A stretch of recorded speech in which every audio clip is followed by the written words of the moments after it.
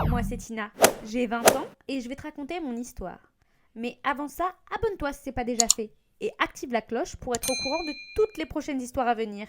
N'hésite pas non plus à commenter la vidéo. Je sélectionne quelques commentaires à chaque fin de vidéo et je les lis à la fin de la prochaine. Bon, je te laisse avec l'histoire.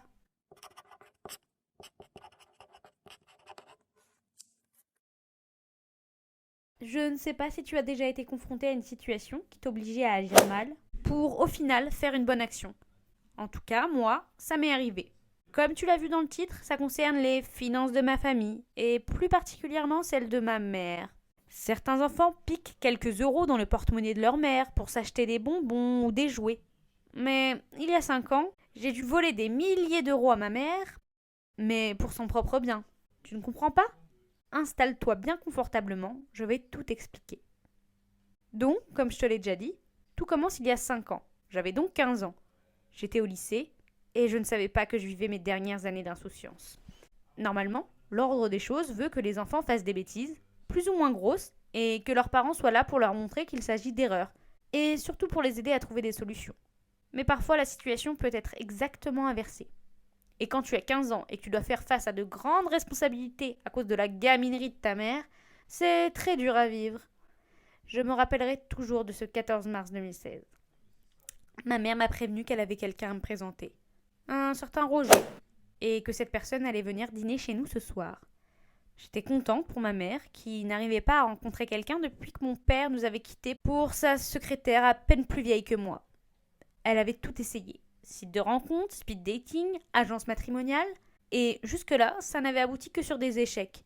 Soit le mec n'était pas du tout comme sur les photos, soit il fuyait dès qu'il savait qu'elle avait un enfant de 15 ans à charge. Ça me peinait d'être un frein dans sa rencontre de l'amour. Mais bon, au moins elle savait directement que ces mecs étaient des lâches et qu'au final, ça n'aurait sûrement pas marché. Enfin, là, apparemment, c'était le bon. Je sentais depuis quelque temps qu'elle avait le cœur léger et l'esprit ailleurs. Et j'étais aussi rassurée qu'elle veuille me le présenter, car ça voulait dire que c'était sérieux. Pourtant, dès cet instant, j'ai eu un mauvais pressentiment. Mais je l'ai vite mis de côté, car hors de question de mettre plus de bâtons dans les roues de ma mère dans sa quête de l'amour qu'elle n'en avait déjà. 19h pétante, ça a sonné à la porte. C'est imponctuel, je me suis dit. Quand je l'ai vu, tous mes doutes se sont dissipés. Il était beau, grand, propre sur lui. Donc, au premier coup d'œil, il était validé. Mais il n'y avait pas que le physique dans la vie, donc je suis quand même restée sur mes gardes. Mais pour le coup, ma première impression s'est confirmée. D'autres qualités s'ajoutaient au portrait. Posé, réfléchi, intelligent, courtois. Je crois que ma mère était tombée sur l'homme parfait là. Enfin, ça, il va falloir attendre un peu avant de le savoir.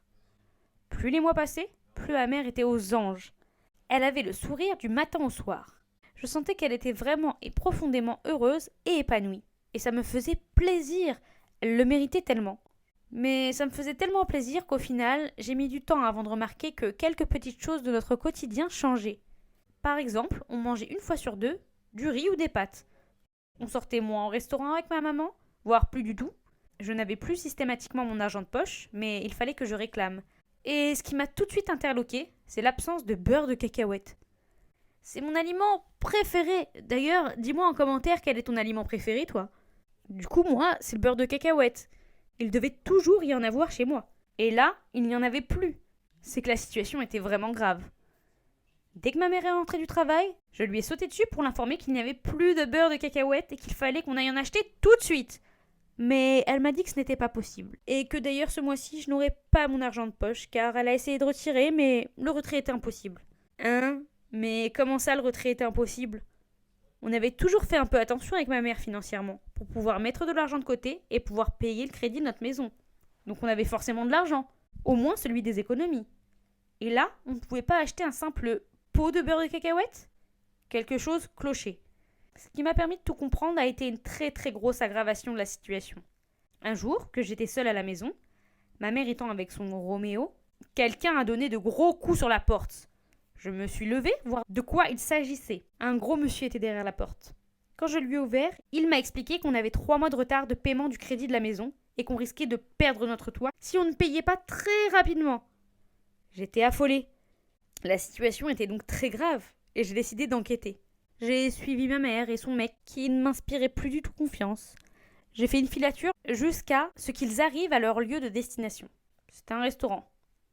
Ouf, rien de plus normal pour une sortie entre amoureux, non? Je me suis installée à une table, assez éloignée pour qu'ils ne me reconnaissent pas, mais assez proche pour que je puisse les entendre. Rien ne me paraissait bizarre. Tout s'est très bien passé. Je ne comprenais plus rien. Je m'étais peut-être trompée et pensé trop vite que le petit copain de ma mère était la source de tous nos problèmes récents. Je me suis décidée à partir avant eux pour éviter de me faire griller. Mais en partant, j'ai entendu quelque chose qui m'a fait tout comprendre. J'ai entendu Roger dire: Oh, oh, ma chérie, je crois que je me suis fait voler mon porte-monnaie. Tu peux te charger de payer le resto, s'il te plaît? Et ma mère répondre: oui, bien sûr, mon pauvre. Les dernières fois, tu l'as oublié. Ou tu avais prêté gentiment ta carte à ton meilleur ami. Et après, tu avais dépensé tout ton salaire pour ta pauvre mère malade. Et cette fois, tu t'es fait voler. Tu es décidément une bonne âme. Ok, donc c'était clair. Ma mère entretenait ce gigolo. Je suis rentrée énervée. Et je me suis dit qu'il fallait que je trouve une solution. Mais très vite, là.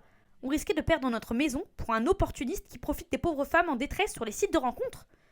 Mais avant de pouvoir réfléchir à tout ça, il me fallait une bonne nuit de sommeil pour me remettre de mes émotions. Dès mon réveil, le lendemain, je me suis mis à réfléchir pour trouver une foutue solution.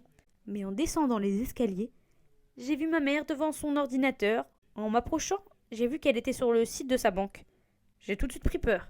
« Qu'est-ce que tu fais, maman ?» C'est la question que je lui ai posée. Elle m'a répondu, toute contente: « On a des petits soucis financiers en ce moment, et mon Roger d'amour a trouvé une solution. Il m'a conseillé un placement qui va me rapporter 10 fois la somme investie. » Quoi? Quoi? Mais c'est bon en fait, elle était devenue complètement ravagée. Je l'ai poussée de la chaise. Je ne lui ai même pas laissé le temps de réfléchir et j'ai indiqué mon compte bancaire en destinataire du virement. Ouf, le reste de notre argent était sauvé. Elle a appelé Roger pour lui dire qu'au final, elle n'avait pas pu faire le virement. Il ne l'a même pas laissé finir et l'a quittée, puis a raccroché. Pauvre maman, j'ai essayé de la soutenir. Mais pour elle, si son Roger l'a quittée, ce n'est pas parce qu'il n'avait pas réussi à lui soutirer tout son argent, mais parce que je l'avais empêché de lui prouver à quel point elle lui faisait confiance. Aujourd'hui, je crois qu'elle reste persuadée qu'elle aurait pu gagner de l'argent avec l'astuce de Roger, et qu'il était sincère dans sa démarche. À cause de cette rancœur qu'elle garde contre moi, on ne s'entendait plus du tout, et ça devenait invivable. Du coup, je lui ai demandé de quitter la maison. Depuis cette histoire, c'est moi qui gère tout, qui paie le prêt de la maison, les factures, etc. Le plus triste dans tout ça, c'est que la dernière fois que j'ai revu ma mère, elle mendiait devant le supermarché. Voilà mon conseil. Faites très attention à qui vous donnez votre confiance, car les gens peuvent être très mal intentionnés. Et ma mère a fini SDF à cause d'un gigolo. Ne faites pas comme elle, s'il vous plaît. J'espère que mon histoire t'a intéressé. Et donne-moi ton avis, s'il te plaît. Toi, t'aurais pu virer ta mère de chez toi, par exemple? Allez, bisous à tous. Bon, maintenant on passe aux commentaires de la dernière vidéo. On commence avec le loup de Wall Street qui me dit: PTDR, moi une fois ma sœur, elle m'a puni de téléphone et de foot pendant 1 mois parce que je ne voulais pas me couper les cheveux. On a également Svedar qui me dit: ça faisait longtemps qu'on n'avait pas eu d'histoire pareille. Et enfin, on a un commentaire de Tobi Ushiwa. C'est quoi ces bruits? C'est quoi ces dessins? Et ces voix? Et voilà, c'est tout. À la prochaine vidéo.